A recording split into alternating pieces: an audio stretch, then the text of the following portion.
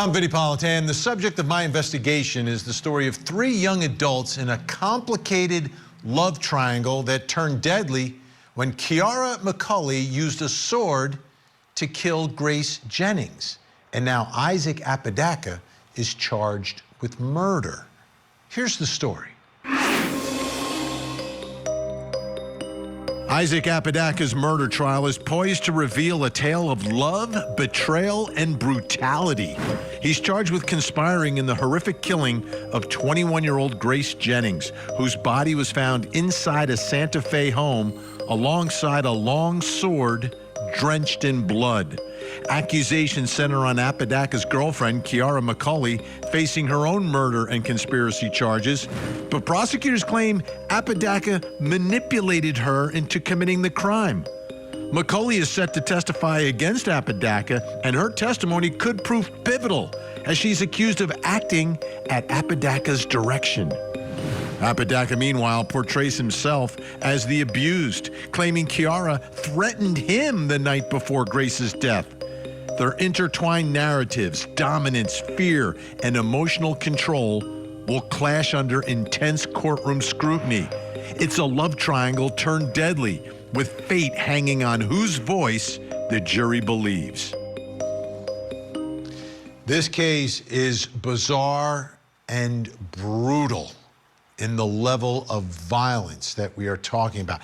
I don't know if you've ever seen or heard what you're going to see and hear in the next hour of this program, because we have interrogation videos of the 2 survivors from this so-called love triangle. I want to begin, though. Take a look here. This is from the criminal complaint talking about the discovery of the victim's body. Officers show up at the house. Upon opening the door to the garage, police officers observed what appeared to be the deceased body of a female. The identity of the female was later confirmed to be Ms. Grace Jennings. Ms. Jennings' body appeared to have several injuries consistent with being cut or stabbed with a sharp object. Police officers also observed what appeared to be a sword with blood on the blade. Brutal attack.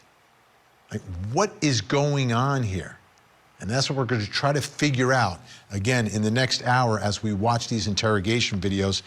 Here's Isaac Apodaca talking about seeing the scene that was just described by police when he says he saw it for the first time. I walk in, she yells, she tells me, I didn't mean to say it, she yelled. She goes, I did it.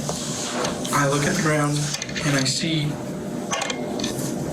someone dead. I see an ear hanging, and I'm like, you see someone dead? Who is that someone? Grace. How do you know she's dead? Because Kiara goes, I got her across the throat, and she did the gurgle, and I'm like, what do I do now? I need to get out of here. Do you know why Kiara did this? No. That's the ending, right? The ending of all of this. But these were people who knew each other, who were romantically involved at different points, which brings us to the first question in our investigation. What was going on in this love triangle? What were the dynamics between all the people? Here to help answer that question, retired police detective, forensic educator, Dr. Mike McCutcheon is with us, and private investigator T.J. Ward. Great to have you're both here. Before we begin the discussion, I want to give you, and I want to give obviously the audience, an opportunity to hear from the 2 survivors of this love triangle as they describe their relationships with one another. And how long have you been in a relationship with Kiara? 3 years. I'm 3 years, 10 months. Who is Isaac? He's my ex-fiance / friend, confusing as hell. Ex-fiance? Yeah. How so? We were engaged for 3 years. And we broke up in April this year, and it was because he was a beat. And I forgive his and let him move back in with me. So part of me hates her guts. It wants to see her dead. The other part wants to see her get better and see if she can admit it and just fix it. How long did you guys date for? This, I don't really remember how long it was. Years? Months? Probably months. Months? Less than a year? I think so. How long ago was this? What year did you guys date? It was 2015, 2016-ish. All right, TJ, I'll begin with you. What are your thoughts about this love triangle? What was going on here? What were the dynamics here? Well, I think that the two were probably had something going on, or there was a lot of jealousy between the Grace, and I think there was probably jealousy between Isaac and also Karina Cooper. And we don't know at this point what the jealousy was, but somewhere somebody was upset, and apparently somebody had to die, and they. She obviously used a weapon, and which is strange. This is kind of a bizarre murder, to say, with a sword. But I think there's a lot more to these three individuals than meets the eye yet. Yeah, Dr. Mike McCutcheon, they're speaking voluntarily, first of all, and they're providing so much of the information and the insight into this relationship. What's your initial take on what's going on amongst these three? Well, it's interesting at first because I think the initial interview, they don't know they're going to be charged with the crimes, so they're forthcoming with their information about their relationship. Now, once they get charged with the crimes, they change what the dynamic of those relationships were. Again, one was controlling, or one was controlling the other, and they do change some of the power within those relationships. But clearly, like anything, if three people have had a relationship amongst the three of them, and now they're all living in the same quarters, certainly there's going to be some jealousy within there. The question will be is, who was the jealous one? Was it he telling her, or was it her doing it on her own to safeguard her relationship with him? Those are the questions that need to be answered. But certainly there's going to be some jealousy there. From one of the reports were that they were all sleeping in the same bed the night before.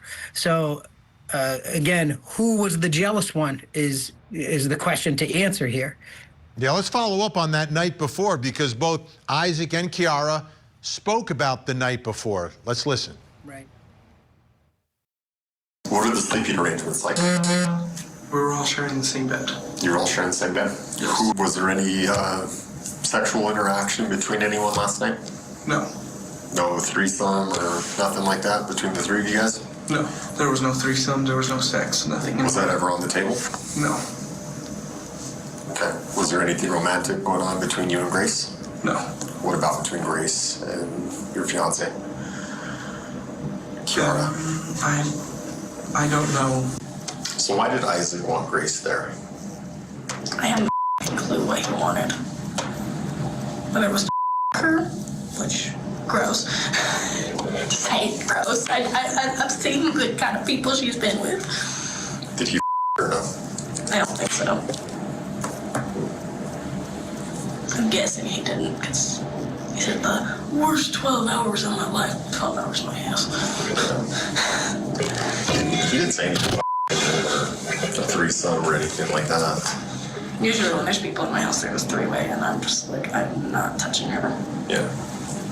You guys have had three-ways before? Yeah, we tried. He's polyamorous, and I'm just kind of there, trying and seeing if I like it.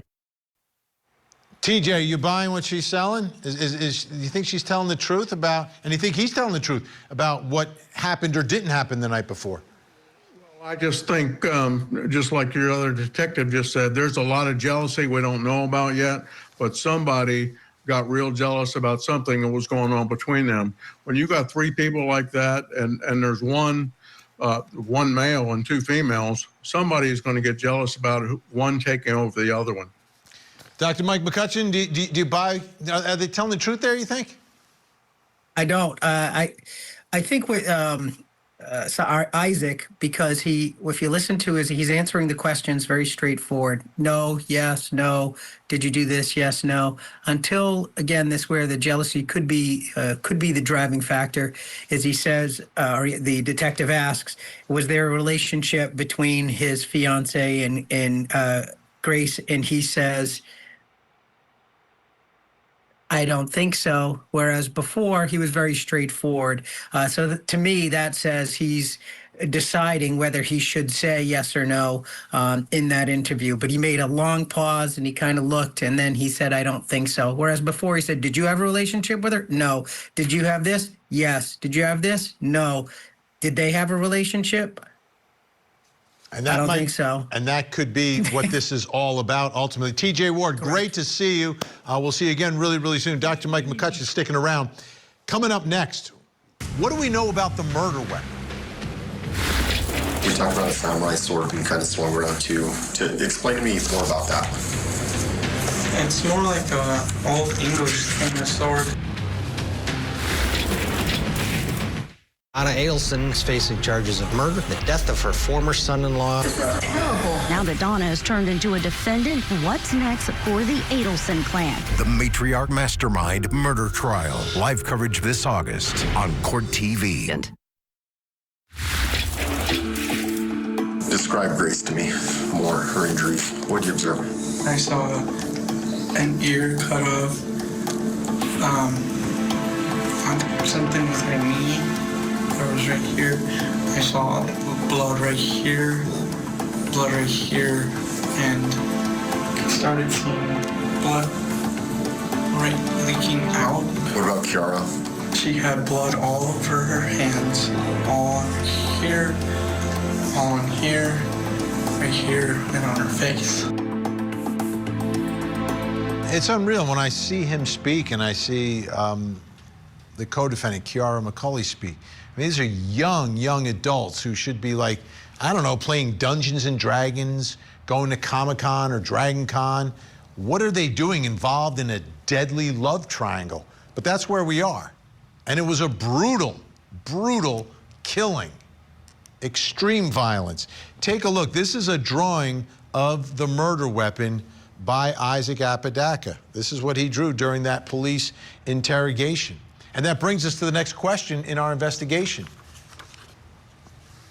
What do we know about the murder weapon? Like, this is an unusual weapon. It's like a 3-foot-long sword? Like, where does it come from? Who has that? Why was it even there? Helping us with our investigation, Dr. Mike McCutcheon. Also joining us, Tessa Mentis, main anchor at KOB-TV, the NBC affiliate TV station in Albuquerque, New Mexico. Tessa, what do we know about the history of this sword? Do we know where it came from, why they even had it?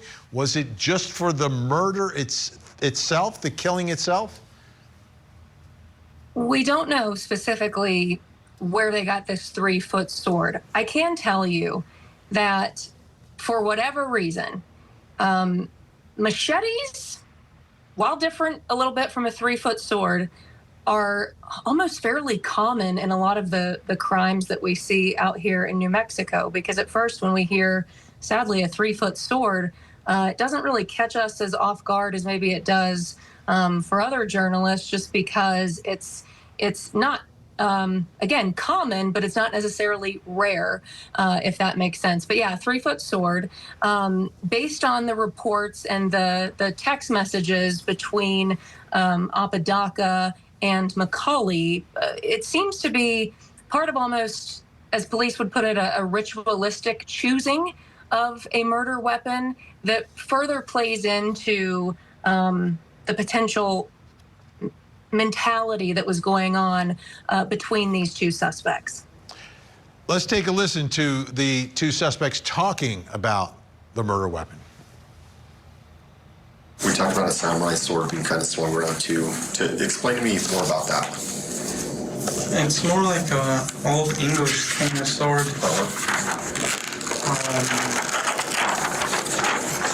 I don't know if you're like a fan of Lord of the Rings. Oh yeah, absolutely. Aragon sword. Okay. Sword, stainless steel blade. That's the blade here, right? Yes. Black hilt. That would be this whole part, right? Yes. Okay. With black sheath. I also put in parentheses. That already it is sharp. That already is sharp. Gotcha. Okay. I'm guessing I'm not getting it back. Right on. We have to collect it as evidence. It was $200. Damn, where'd you get her from? Amazon. Dr. Mike McCutcheon, she is literally being questioned after Grace has been stabbed to death with the sword, and she's shocked that she's not getting it back. It's unbelievable. The sword itself, Tesla said something that I thought was interesting, and I wanted to add on to it. The weapon itself was, there was a question of whether this was ritualistic. And the weapon itself, it's her weapon. This is clearly something that had been planned, and it wasn't, I'll say, a crime of passion when you're using a 3-foot sword. It's not like something that she grabbed quickly to be yielding a sword. From what I understand, there's more than just a slicing wounds. There were also stab wounds here. So this wasn't a one attack on Grace, the victim. This is something that took some time, and like you said, the mindset that we're talking about, you mentioned it in the opening here of, they should be doing, I'll say, regular, normal kid things, and she's worried about getting her sword back after she has admitted that she has killed this person, and she wants her sword. Tessa, do we know anything about the adults in the lives of, I mean, I call them kids because they're young. Obviously, they're over 18, but still, I look at them as really kids or very young adults. Are there any adults in their life, like parents or grandparents, aunts, uncles, anybody? Well, we know of both of their mothers. McCulley and Apodaca were living in a detached garage on McCulley's mother's property. And then we know that police say Apodaca had revealed some information from what he says happened that night to his mother. So we know for sure that they had mothers in their lives. We don't have much further insight into the nuances of those relationships. All right, we've got a lot more to get to on this story, which is I said, it's bizarre, but it is brutal. Big thanks to Dr. Mike McCutcheon. Tessa's going to stick around. Up next, did Isaac Apodaca confess?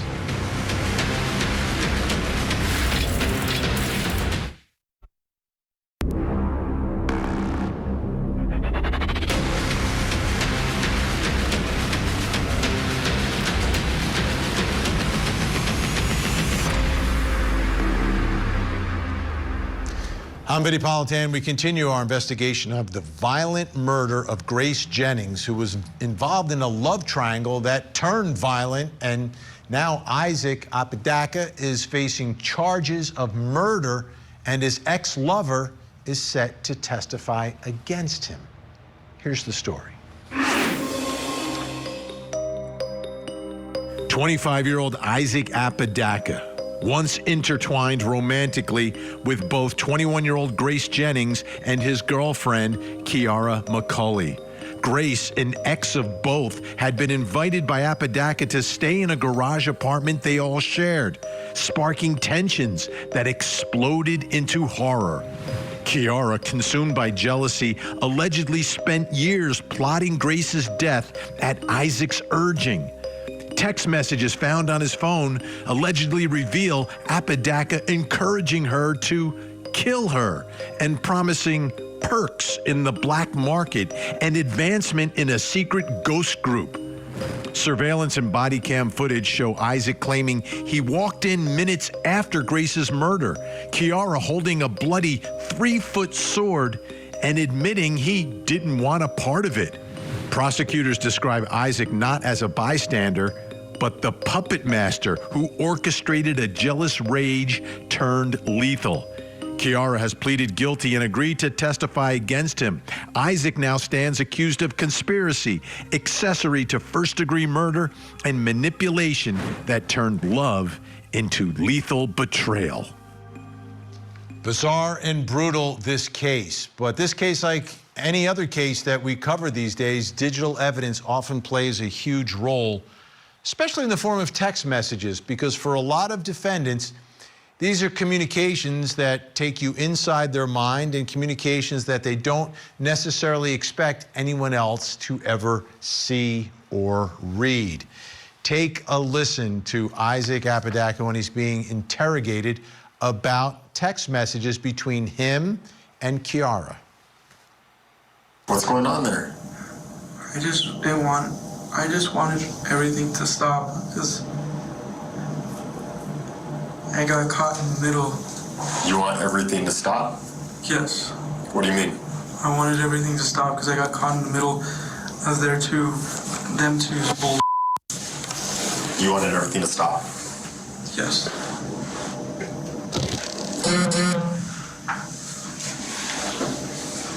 You know the way those messages look, right? Yes. How do they look? They look bad. How so? Very bad. How so?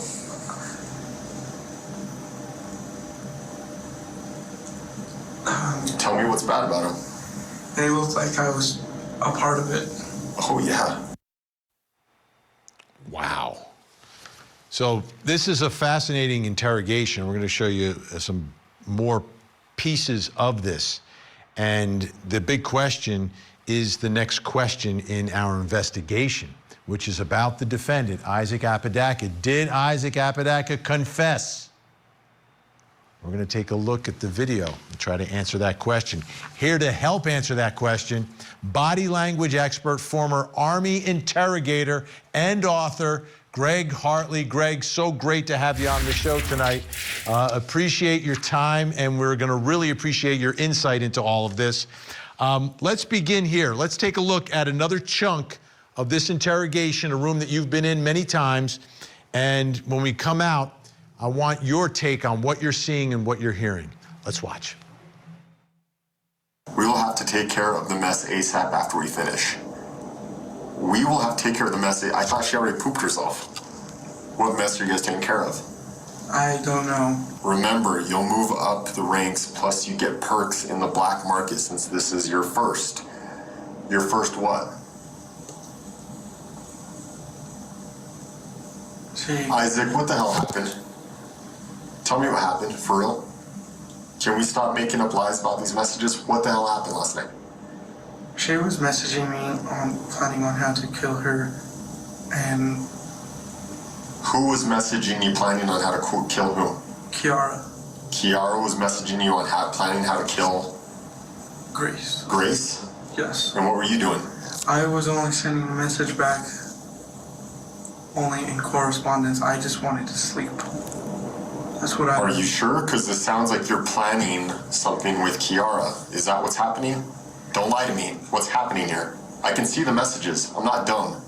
This isn't the first time I've done this. What is happening? She was planning on killing Grace. I just didn't want a part of it. This isn't agreement. Remember, you'll move up in ranks, plus you get perks in the black market since this is your first. This sounds like you're encouraging her. Right. The messages are here, dude. I know. I know. I knew it was going to happen. You knew it was going to happen since last night. I knew it was going to happen since last night, but I just didn't want it to happen because it's a friend of mine. How do I aim? How do I aim right? Just aim. Well, tell me what you're talking about there. That's Call of Duty. That's Call of Duty. Mm-hmm. Tell me when. Okay, I'll give a count. 6, 5, I can't yet, dude. 4, I'm shaking, dude. I know, I lose the nervous. Help me drive it through. Help me drive it through?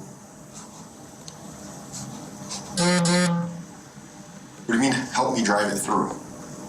She was asking me to do... To stab her? Yes. I would like the truth from you. The full truth. Are you ready to give that to me? Yes. Hit it.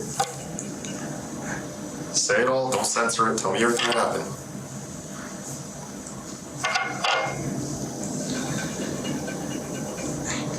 Those messages were me telling her how to plan it out. Did something stupid. I partook in being involved in some stupid text messages, and I'm the idiot. Unbelievable.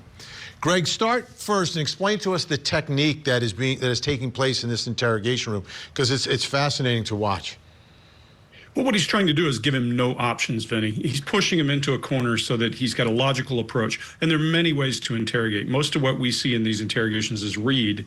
This isn't. He's pushing him into a box. He's showing him evidence. He's giving him a logical approach and saying, there's only one way out for you, and it's to tell the truth. And he's probably reading the guy pretty well sitting across from him. Watch that helplessness with that hand as he tries to throw away a fact that isn't true. Watch him shrink. Watch his body get tighter and smaller as this guy closes the loop. You can see it's working, so he's doing all the right stuff. Often we're going to get a confession. The body language is something you can't mistake. He's not there yet. He's not in pre-confession, so it's taking pressure from this investigator. And is that something that's done on purpose? Like, are you... The approach, do you read someone before you decide what approach you're going to take? Is it based upon the evidence you have, or is it based upon the person sitting across the table from you? Well, it depends. For example, when you're dealing with terror suspects and those kinds of things, you know so little. Often you have to kind of wing it and guess and do a little bit of this and a little bit of that. But you also pull every piece of data you've pulled in from that person. They've got evidence. They've got all these text messages. They've got a beautiful thing because they can lock him down and push him into a corner. But once he starts, watch the guy's body language. There's a thing we call turtling. When your neck starts to shrink because your head is shrinking down into your body to protect those arteries, you can see it happening in him. You can see him gripping his body, doing that hug in a way of adapting, in a way of releasing nervous energy. He's protecting his joints. Those are all threat indicators. He's looking at that phone as if it's a tiger about to attack him. This guy's got him on the ropes and he knows it, so there's no reason for him to back off at this point.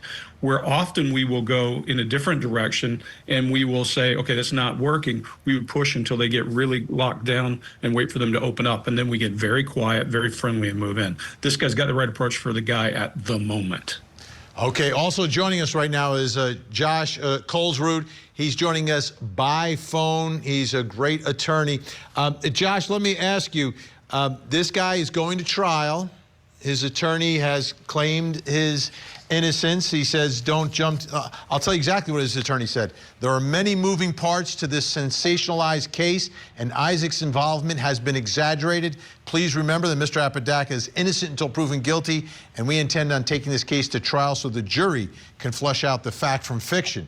So let me ask you, Josh, do you believe that what we just witnessed was a confession? Well, I'll tell you, that's a very bold statement from a defense attorney, and I would expect nothing less. Yes, the information on the recording is definitely a confession. And not only that, I reviewed the entire case file, including the aggravated battery arrest that he committed against Karina just a few months earlier. And this is obviously an escalation. So in that case, which he later pled out to a lesser included charge, or maybe it was dismissed, but he kept Karina, the co-defendant, in the room. He refused to let her leave, and he beat her, in her words, like the Hulk. And this is a very similar situation with Grace, where he was charged with unlawful imprisonment, and with the text messages. When I first read them, the biggest question to me was, how close in time was he trying to communicate with his now girlfriend to kill Grace? And it was during the time that she was there and when she was asleep. So obviously this was premeditated. He was trying to talk this obviously very disturbed girlfriend into doing something, and he was successful in doing so. Greg, I want you to take a listen to Kiara McCulley. That's the co-defendant, the girlfriend, maybe the fiance. It's hard to figure out. But here she is talking about a secret organization. So there's an organization that I is in charge of. I probably shouldn't be saying this to a cop. I saw the messages about it. I'm just trying to understand it more, you know? Well, it's called Ghost. They're like an underground version of cops in a way, but a little more intense and deadly. And they get rid of people who are, in charge of sex trafficking, in charge of anything that has to deal with hurting kids. I see. And like, he kept trying to tell me, just do it, and you're gonna just kill her. Then you'll get ranked up. Yes. He had me join, and I'm like, I don't know what the fuck's going on. Greg, what's going on here? Well, I think she may really believe what she's saying. If you pay attention to her, she tries to illustrate with her hands. And we say illustrate, we're punctuating what our brain is thinking. And usually what you're looking for is that the words, the rhythm of your hands moving and all that all match. And she's doing some emotional eye accessing, looking down into her right as she's recalling facts. Now, who knows what's in her twisted little head there, but she appears to believe what she's saying. She even tries to raise her hands to illustrate. One interesting thing I've noticed with both of these that is odd, really odd, neither of them has an increased blink rate. Everybody should have an increased blink rate when they're under this kind of stress and this kind of duress. But hers doesn't. She shows some grief at one point. Looks like she believes what she's saying. Let me ask you, Josh, she is going to be an important witness in the case against Isaac. What do you think of her credibility? And obviously, he'll be pointing the finger at her.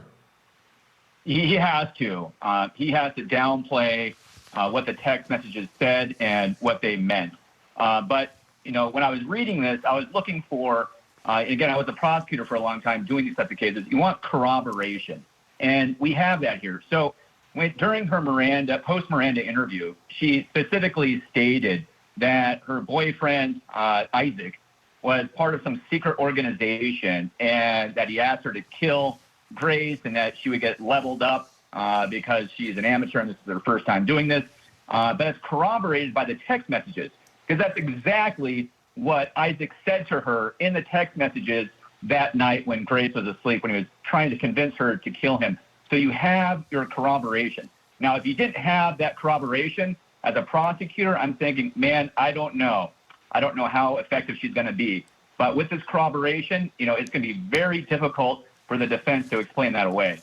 Josh Colesrud, so great to connect with you. Thanks so much. Greg Hartley's going to stick around. Still to come, what did Kiara think of her ex, Grace? Did you kill her in those dreams, or what happened in those dreams?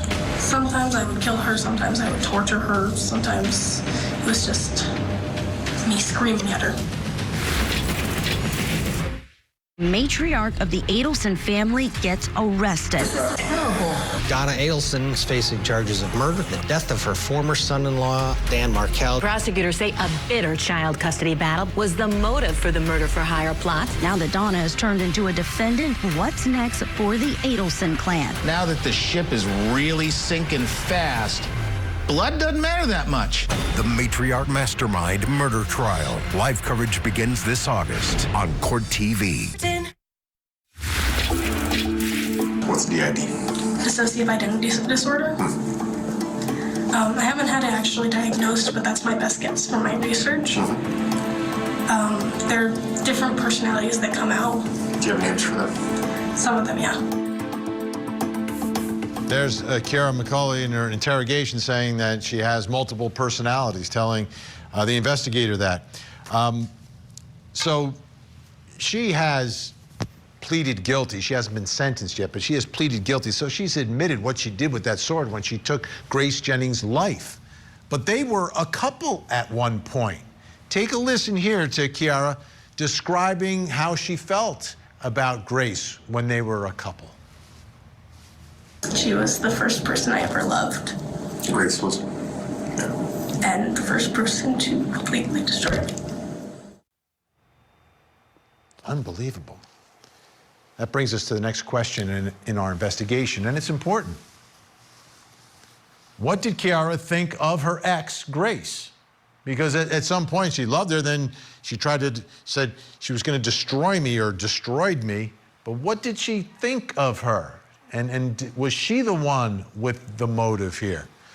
Still here helping us with our investigation is Greg Hartley and Tessa Mentis. Let's do this. Let's take a listen to a little more of Kiara McCulley here talking about an alleged incident that happened to her. She's talking about being raped by multiple men at one time. Take a listen. Back in 2016, there was a video floating around of a 14-year-old girl getting hard and another girl standing there collecting money from them. There were 16 or 17 guys involved. Wow. The girl getting money was Grace. The other one was me. I'm sorry. That sounds like a difficult memory. I was also a virgin, so I never got to. Yeah. Tessa, let me begin with you. Is there any verification that this video exists or that this happened? There is no verification that the video exists. There is verification from Santa Fe police that there was a sexual assault investigation in 2020. So that's the first difference involving Kiara McCulley. However, police are very adamant that all of the details that she gave in that interrogation, the number of men allegedly involved, Grace's involvement, and money being exchanged, essentially accusing Grace of sex trafficking her, police say none of those details come anywhere close to the case involving McCulley that they investigated in 2020. Greg, what did you see from Kiara as she was describing that? Well, first of all, let's remember that people often disparage their victim. It's a way then to lessen what they've done. So I'm not surprised. But I did see some genuine, what we would refer to as a grief muscle, this little upside down horseshoe in here. And that showed up, oddly enough, not just in this clip, in the first clip you showed, where she was talking about having her heart broken. You see her chin show grief, that chin boss flexes. This horseshoe shows up in here, and then she juts her chin forward. I think this is more about jilted and then some disparagement, but she surely shows the signs of grief, of heartbreak, of all those things as she goes through it. Now, this last one, fasten your seatbelts, because Kiara is going to describe what she's dreaming about doing to her, I guess her friend at some point, who she ended up killing. Take a listen. Have you ever thought about hurting her or killing her? I've had a couple dreams like that. You had a couple dreams like that? Yeah. How'd those dreams go?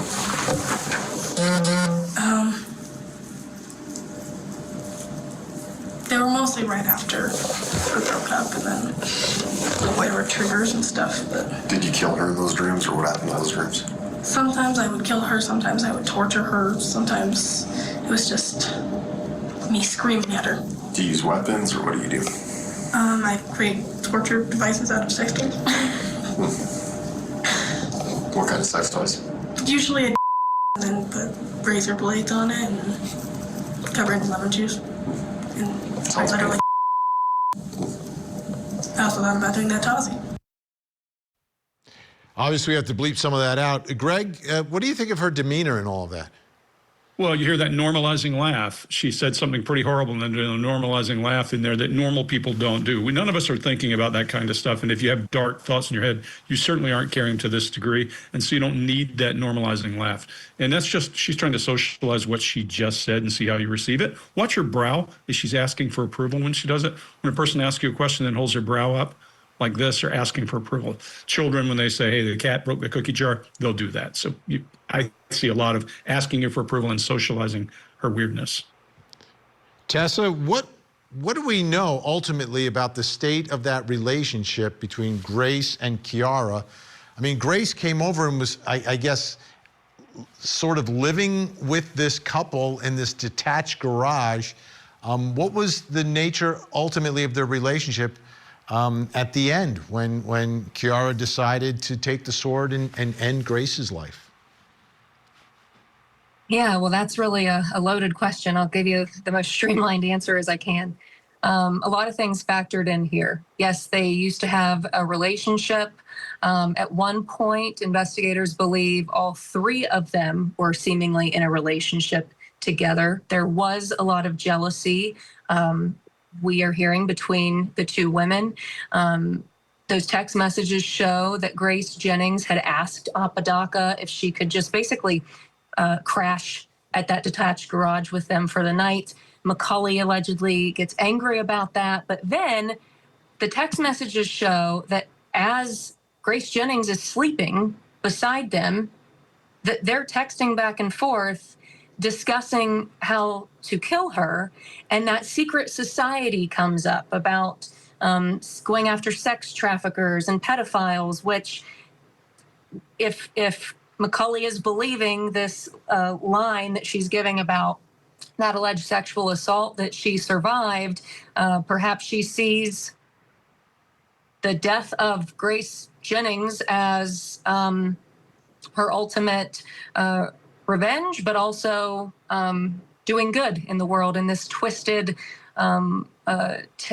way that they were thinking of this ghost secret society. So there were a lot of factors at play, but ultimately there was definitely jealousy in those text messages. There was disdain, there was anger, and there was just feelings that I can't even think of the correct adjectives to describe them toward Grace Jennings. Yeah, we have about 30 seconds left here, Greg. It seems like Tessa put the pieces together there for me, right?